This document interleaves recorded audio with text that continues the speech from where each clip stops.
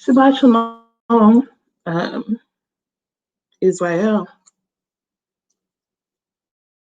It's a Sabbath and it's a beautiful day. So I want to go over some of the things that happened this week. And I posted on my page, and I posted, well, no, I just posted on my page. I haven't posted in my group in a while. We've been trying to get kids back in school, follow protocols, things like that. And in 1 week, we have a whole department now quarantining from COVID, which is like, man, why? Why? We have the option of virtual school. Trying to control this and make sure people aren't sick is a lot of work. So I haven't been able to participate in a lot of things like I ordinarily would. But we're going to go over this week's event. So last week I talked to GCon and we had scheduled, to have a conversation specifically about the law, and that was great. But in the midst of that um, some things was going on with GCon, Yara, and all of them, and I didn't even know that this was actually happening. So it kind of blew up on a day, and I'm like, what did I miss? And GCon decides to go on Solomon's channel and bring Vocab Malone to set the record straight. In the process of that, he's on Solar Vision Debate League showing a video of how vocab slavery in the USA wasn't a joke about slavery itself. It was a joke about what um, these Israelites believe. Okay, the thing is that we have to understand where our privilege is. Okay, and we have to understand how people who actually have that history attached to their bloodline would feel it's inappropriate for someone who shares the history of the oppressor to poke fun of that. Okay, um, so as they're showing this explanation video, Solomon gets on there like, wait, what's going on? Who is this guy? And he presses him. He presses him like he pressed everybody who goes on his channel. Okay, it's called the home of the Shucklebuck. But what the hope was is that we just get to come on here and run your stuff, and that was the hope. And the hope was pretty much dashed. Okay. So then GCon disrespected the brother, and I already told GCon he disrespected Solomon on his channel. He kicks him off the stream because it's a Zoom stream, so it's his stream, but it's going on his channel. So then Solomon privatizes the video to stop the stream. Okay, because it's his channel. The thing is that if you didn't want or if you didn't like that your dude was being pressed, if you didn't like that your dude was being shucklebuck just like everybody else who comes up on that channel, then you should have just did the respectful and grown up thing and left. Simply left. Okay, but he did not do that, and he wound up being disrespectful to Solomon. Okay, the thing is that when Vocab Malone was being pressed about why do you have an issue that these people say that they're Israelites versus Europeans who actually have the same beliefs that they're going to be ruling in end, and that the Most High is going to put them on top, and that this is going to be a whole world. I mean, they say the same thing. Why isn't it a problem? They said because they're not in our neighborhoods. They are in your neighborhoods. They're all around. They're affecting your lives daily through media and everything else. Why wouldn't you have a problem with them, but you have a problem with them? And he really didn't have an answer. And so he pretty much stopped short of saying, because how can they? He just, it was there. It was there. Okay. But anyway, so Solar Mind decides to go on Cherry Love's show. And I said, don't do it, bro. She's just going to mute you. So I guess he gets a agreement happening to where he says that, um, don't mute me. I'll answer some questions, but it got to be respectful. Something that Cherry Love's platform is not to people that disagree with anything they have to say. They mute them and built for nothing over there, built for nothing, expose the platform by saying Cherry put him on mute and stuff like that to try to overrun, overtalk, and twist all day long. They twist my words. That is scripture. Okay. Twist what the man was saying. He answered his question and he still went to, no, I want to go on it. And he's rude. When I called him sir, he was like, your pleasantries mean nothing. It's like, I don't know what's wrong with this guy. He's schizophrenic. I don't know what in the world is wrong with him. But he has issues and he's disrespectful, and he disrespected Cherry on her own platform, being that he wouldn't even allow what the agreement was before Solar came on to occur. He basically said, no, I'm going to do what I want to do on this woman's platform, which many of those men over there do to her daily. But she's more offended by Israelites than people who supposedly are her brothers disrespecting her on her platform. But anyway, let's go into the lies. This woman has already been clarified and told and dissected. I think I dissected it in another video. I got to go find it. What I was saying, no, I did it in the live in my group. And we went through the whole thing. And I could not find that in that group, but I do have the reply post. We went through the whole, I found the live, but not the actual post in the group. It's 2 years ago, so I got to dig. The actual post was in response to a video she did with Kevin G. In the video, she pressed Kevin G. About why you would bring up nationality when witnessing to a person. Kevin G then said, I would not bring it up. I would bring it up if that person had an issue of, if there's a God, why are we as a collective people being oppressed like this? And he said that's when he would bring it up. Now Kevin G is saying that that's all he ever talked about and ever did while he was an Israelite. So either he was lying then or he's lying now. Either way, he's a liar. Okay? Go run, tell it. You're a liar. Either you were lying then or you're lying now. Which one is it, Kevin G? Which one is it? Because you lied at some time. Either you were talking about your identity all the time or you were not. So there was an instance, this girl's brother got shot, and she said, share this video, share it everywhere. So I shared it everywhere.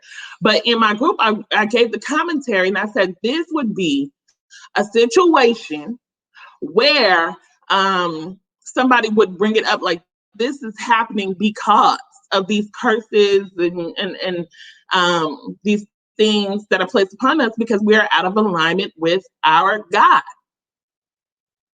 So this is why you would change somebody's God. This is why you would take their God and put it in your image. Even though if you go down to that Vatican basement, you're going to see Black relics of the Messiah and his mom.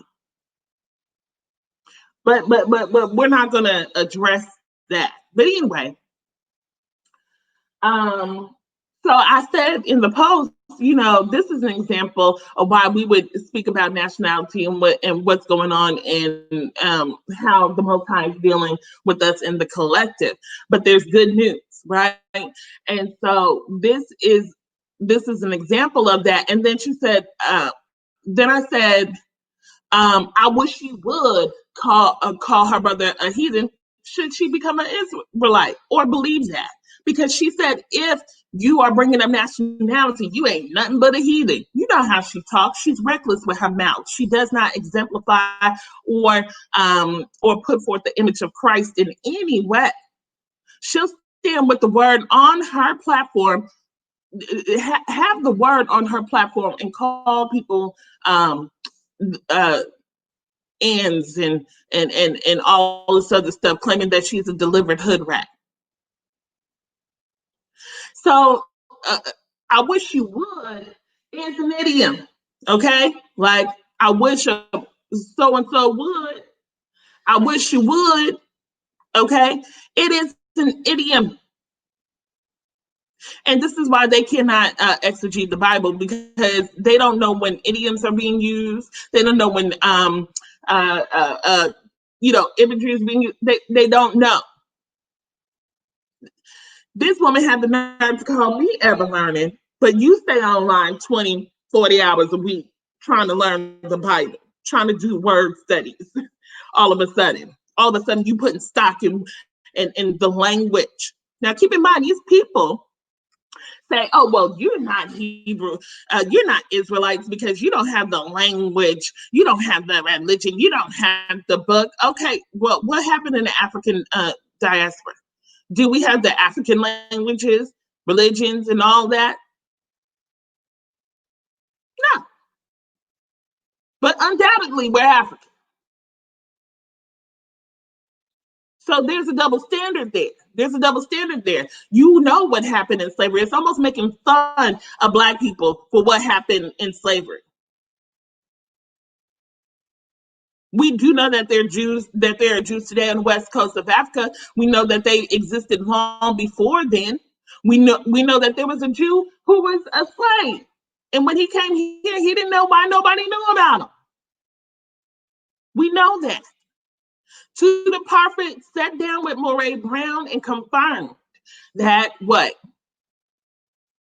Confirmed what? That there were Jews on the west coast of Africa before the transatlantic slave trade.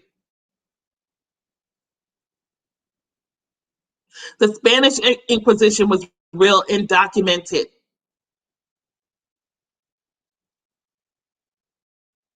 And we have elders and people who run tribes over there who give you the oral history of our people migrating from those areas. When we look at the whole of African culture versus the whole of European culture, where do you find most of the stuff in the Bible as far as things that would be foreign or made fun of or demonized by Eurocentric media, such as sacrifices and harvest festivals and all those things? You find that in African culture. This is not a big leap. You mean to tell me that you believe the lumber went all down the eastern coast of Africa, ended up in South Africa, and didn't mix and mingle with nobody? You, as far as the and then Kevin G, what about the lumber Jews? The lumber Jews also have our DNA. So now what? Now, if you know me, you know I don't believe in DNA because I have a twin sister. We died. We're buried by each other or in close proximity, and you dig our bones up. You're not going to be able to tell that I was an Israelite and she's a Christian, because it became a theocracy. But anyway, so she continues to tell the lie that I told her to go with somebody and say something and call her brother. That's not what I said. But because you cannot decipher and read, you might have reading comprehension problems.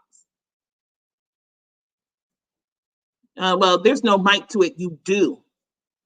You continue to tell this lie. And Matt did a whole hangout in a group he knew I was Black from. And you can ask BK Apologist, because he's the one who kicked me out the group after this dude called me a hood rat. We talked about it. I'm not trying to go back on BK Apologist. We talked about it, and apologies were made.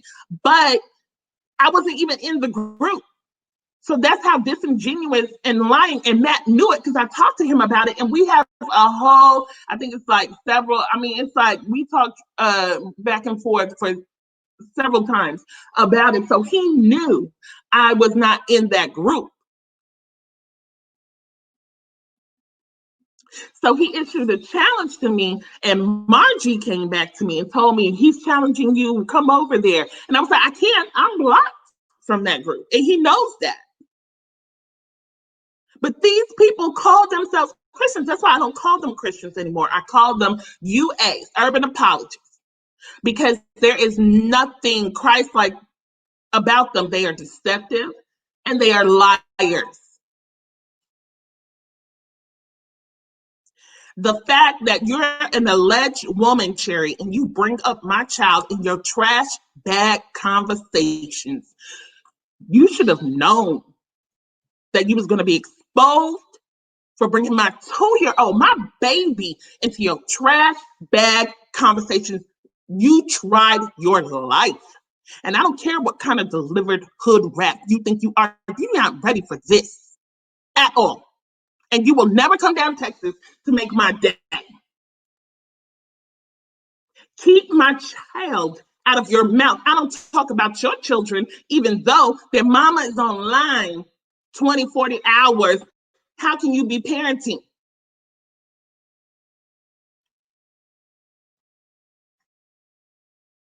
My child has nothing to do with your trash bag conversations or your trash bag um, platform.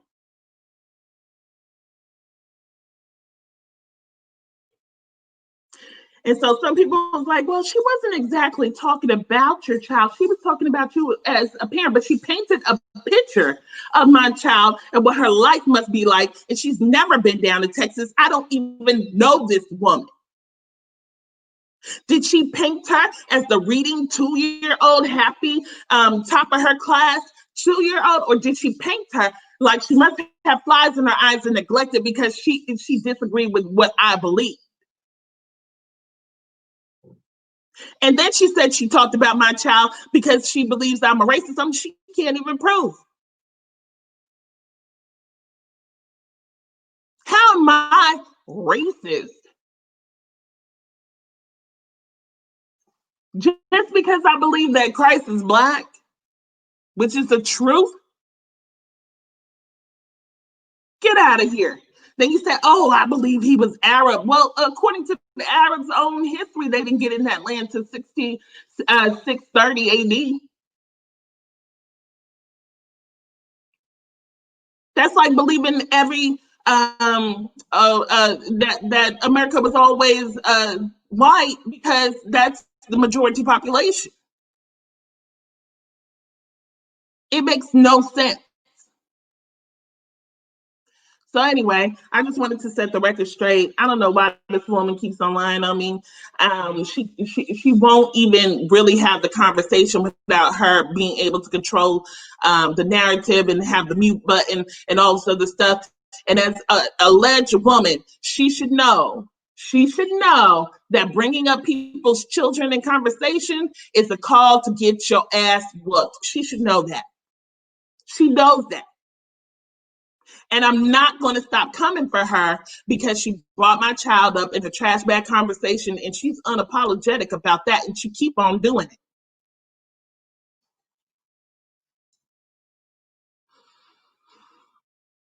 So there it is. So then afterwards, there were two lives. One on the debate talk for you with Yahweh War Machine, and another with Solar. That he commentaried the video because, of course, you know, if you just put up the video, they're going to try to take it and screw it up and chop it up as well. So I'm glad that he did it that way. And Solar did a good job about keeping his cool and answering the questions and getting clarification and not letting them twist his words, which Matt and Built for Nothing over there tried to do. And so I commend him on the job well done and speaking truth over there, you know. And I was actually surprised that Matt even spoke truth. And as far as the color of Christ and the original Israelites, I mean, that's not even a question on in academia that those people were melanated people. I mean, why are you arguing against that? Now, if you want to argue that that is not a condition or a qualification to get you into the kingdom, no, it's not. However, you can't be complicit in somebody's oppression and think that it's okay. Right, you will be held accountable. That the law is how judgment occurs. And so what we were going to talk about today is the law. Is it an accommodation that was made or a modification? They would say a modification, meaning that the Most High changed what is being required. I don't believe that. You know, when they point out, oh well, you can't keep judgment in so when does anybody get to come into somebody else's country and keep those things? They don't. So yeah, I'm going to end that right there. We got some people waking up in my house, and so therefore, shalom, shalom. Y'all have a good day.